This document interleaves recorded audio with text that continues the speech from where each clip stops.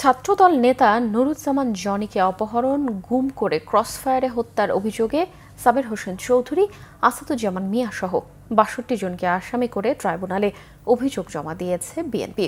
রবিবার সকালে আন্তর্জাতিক অপরাধ ট্রাইব্যুনালে এই অভিযোগ জানান বিএনপির জাতীয় নির্বাহী কমিটির সদস্য এবং মামলা ও তথ্য সংরক্ষণ সমন্বয়ক সালাউদ্দিন খান।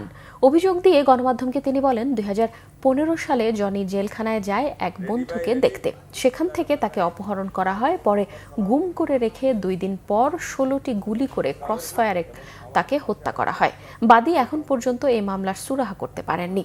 দ্রুত ন্যায় বিচার পাবে বলেও আশা তাদের। কমিশনার আসাদুজ্জামান মিয়া এবং ওই খিলগা জোনের উপকমিশনার, যিনি পরবর্তীতে অতিরিক্ত আইজিপি হয়েছিলেন, কৃষ্ণপদ পাল রায়, এই নারা ২ জন মিলে এবং অন্যান্য আসামিরা টোটাল ৬২ জন আসামি সম্মিলিতভাবে অংশগ্রহণ করে একে একে তার শরীরে ১৬টি গুলি করে নির্মমভাবে তাকে হত্যা করা হয়।